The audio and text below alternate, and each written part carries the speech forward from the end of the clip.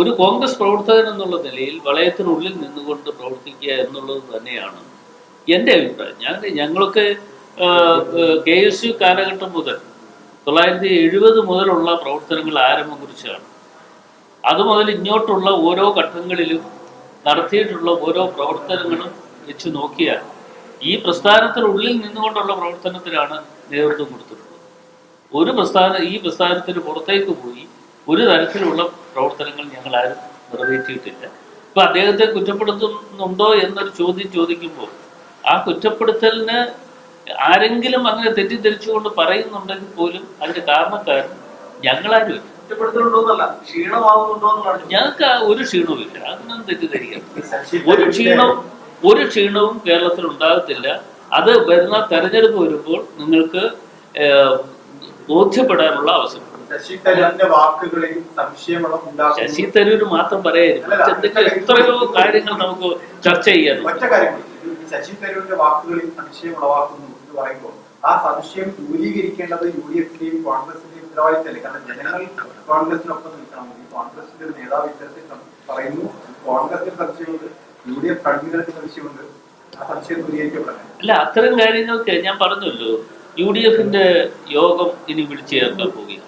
ആ യോഗം വിളിച്ചു ചേർത്ത് അതിനകത്ത് മുതിർന്ന നേതാക്കന്മാരുണ്ട്, അതുപോലെ തന്നെ ഘടകകക്ഷിയുടെ നേതാക്കന്മാരുണ്ട്, പ്രതിപക്ഷ നേതാവുണ്ട്. അങ്ങനെയുള്ള ആളുകളുമായി ഒക്കെ ബന്ധപ്പെട്ടുകൊണ്ട് ചർച്ചകൾ നടത്തിയതിനു ശേഷം മാത്രമാണ് ഈ കാര്യങ്ങൾക്ക് പ്രതികരണം നടത്തുന്നത്.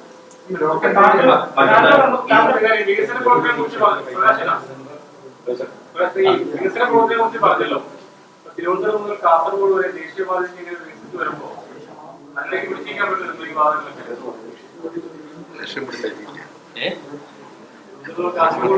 അതെ, ഒരു കാര്യം ഞാൻ പറയാം. തിരുവനന്തപുരം മുതൽ കാസർഗോഡ് വരെയുള്ള മേഖലകളിൽ ദേശീയപാത വരുന്നു എങ്കിൽ അത് അതിന്റെ ഔദാര്യമല്ല, കേരളത്തിലെ ജനങ്ങൾക്കുള്ള അവകാശമാണ്. അതല്ലാതെ ഔദാര്യം കേന്ദ്ര ഗവൺമെന്റ് തരുന്നു എന്ന് നിങ്ങൾ ആരും തെറ്റിദ്ധരിക്കരുത്.